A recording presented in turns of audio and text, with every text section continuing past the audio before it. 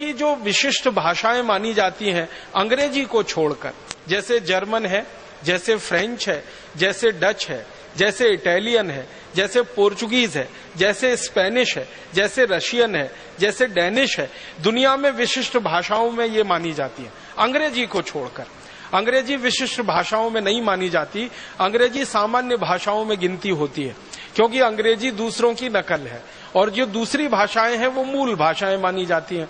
तो जो मूल भाषाएं मानी जाती हैं पूरी दुनिया में, जर्मन हो, फ्रेंच हो, डच हो, इटालियन हो, रशियन हो, फिर स्पेनिश हो, पोर्चुगीज हो, ये सभी मूल भाषाओं के मूल वैज्ञानिक जो अध्ययन करते रहते हैं वो ये कहते हैं कि हमारी सभी भाषाएं संस्कृत से निकली।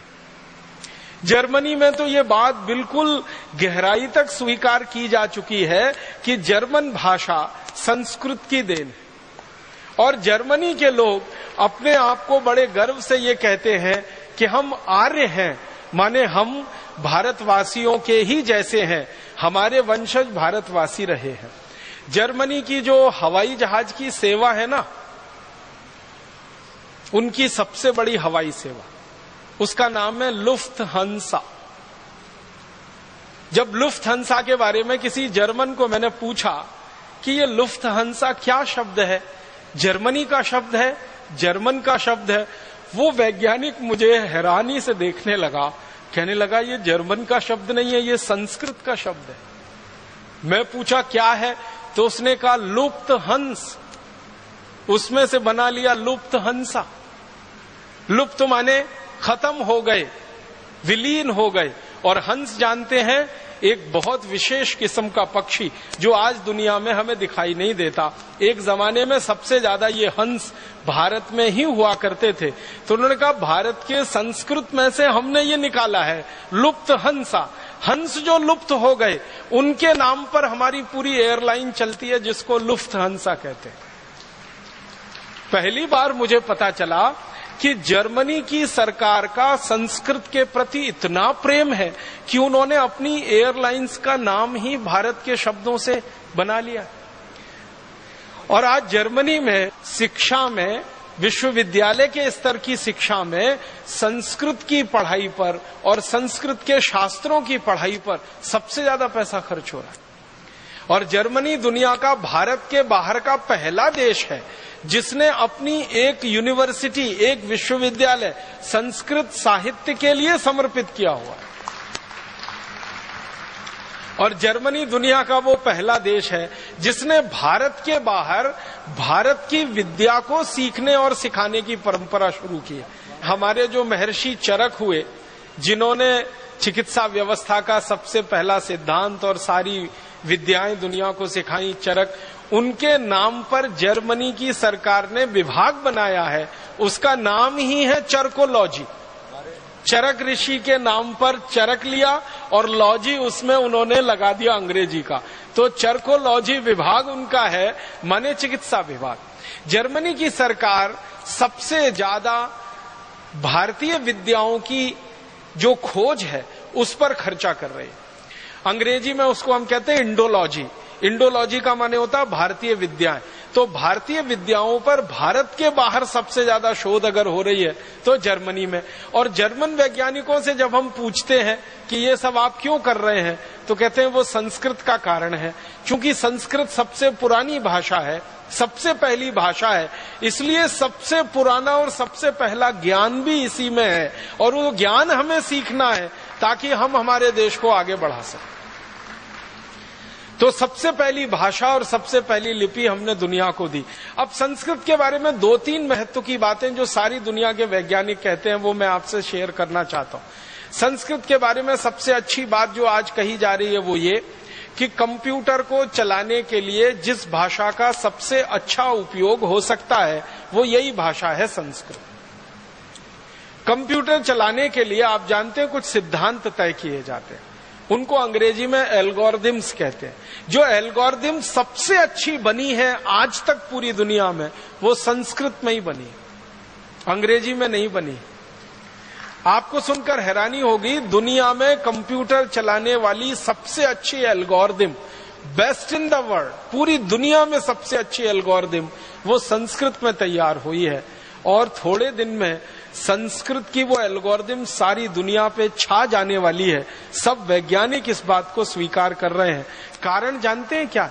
वो कहते हैं कि इस भाषा में दो चीजें बहुत महत्व की हैं जो दूसरी भाषाओं में नहीं मिलती। पहली भाषा की जो विशेषता है संस्कृत की वो ये कि इसका जो व्याकरण है वो एकदम पक्का है।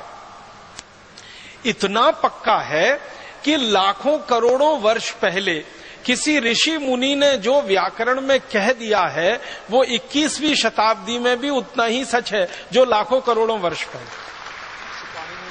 महर्षि पाणिनि के जो सूत्र हैं हजारों वर्ष पुराने हैं और हजारों वर्ष पुराने महर्षि पाणिनि के सूत्रों में एक कॉमा एक फुल स्टॉप को भी बदलने की जरूरत आज तक किसी को नहीं लगती।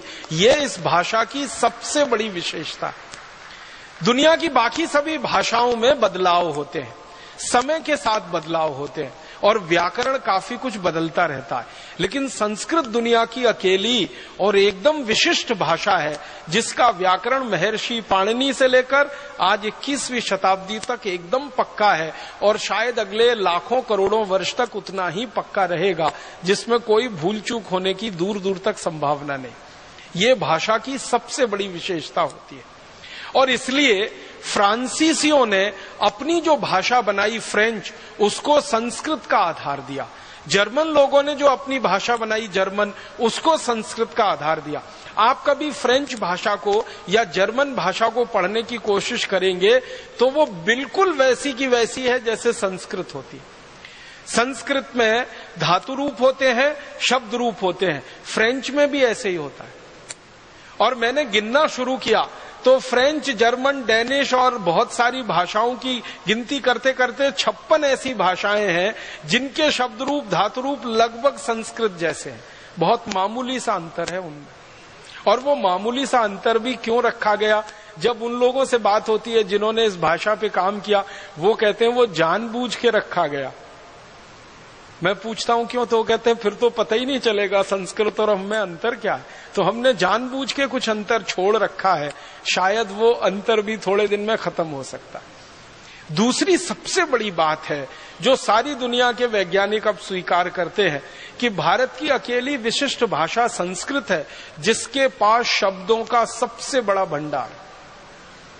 इतना बड़ा शब्द भंडार किसी भाषा में नहीं है जो संस्कृत भाषा के पास है।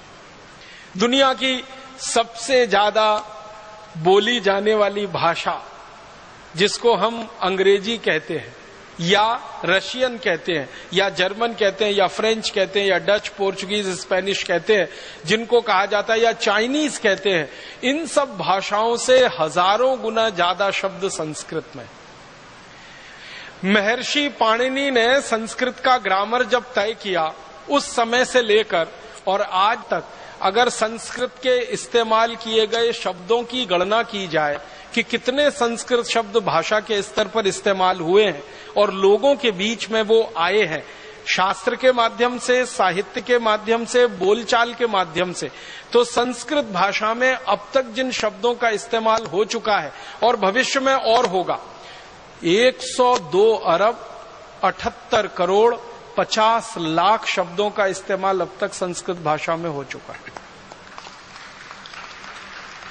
102 अरब 78 करोड़ 50 लाख इतने शब्दों का इस्तेमाल महर्षि पाणिनि के समय से लेकर और अभी तक हो चुका है।